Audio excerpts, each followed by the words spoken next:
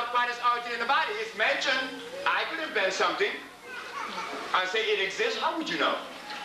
Words. Listen to words.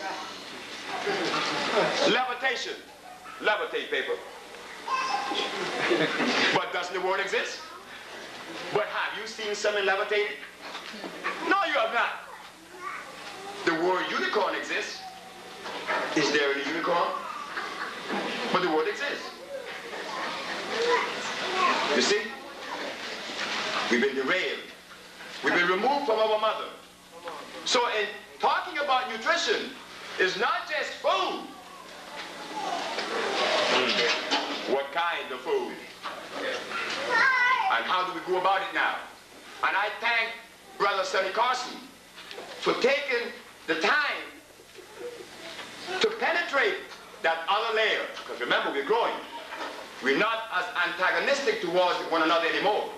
I don't see Muslims fighting Christians or Christians fighting Muslims, and so, no, that does not exist no more. We finally begin to realize we are all brothers and sisters.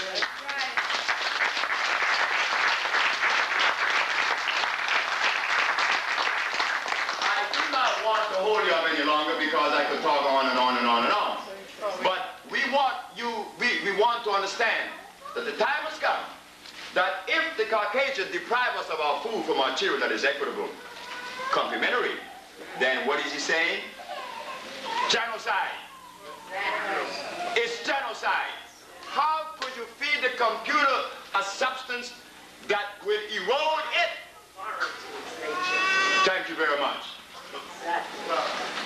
We cannot allow that. Because our children are us. I was fortunate. I am married to a woman that has never, her children was out of her eyes for 1 second until they got to 8 or 9. Not 1 second. The breastfeed from her up to 4 years. That's all my son had. So I didn't have to worry about son being in some babysitter. No, feeding him something that is, you know, inconsistent.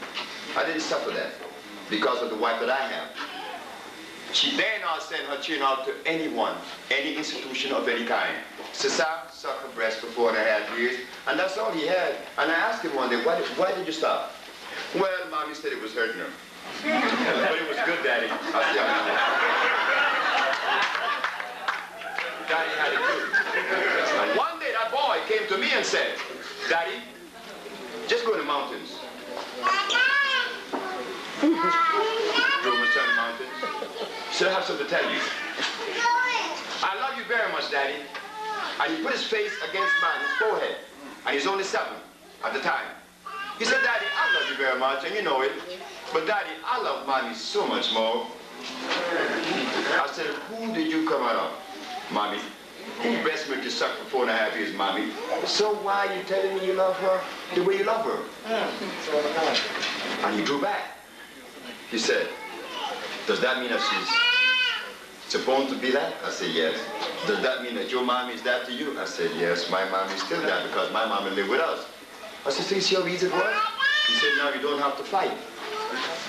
Because your mommy did one thing, I am doing another. No competition here. If that's the way you feel, you're right. Because we came out of a woman. My mother always told me,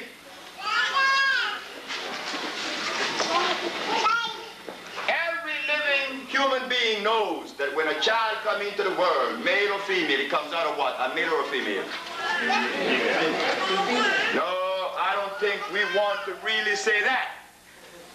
We would not want to say that every life comes out of a woman. Because if God is a man, he must have had a mama. If he did not have a mama, then he was a freak. Because all natural life comes through a woman. You see? Very simple. But that again is a shaking kind of a thing. I wasn't shaking because I was not holding on to any philosophy. So I had nothing to lose. We have nothing to lose. If I eat carrots and someone say, hey man, you eating that stuff? Yeah, but don't eat it, it's no good. Well, where did I get that information from? Some Caucasian nutritional book. So I dropped the carrot without no hard feeling because the information wasn't mine anyway. So why be bad? And all the information we have, if a man was to walk through these doors and say drop everything, don't get embarrassed. It wasn't yours anyway. Because the information you had that is yours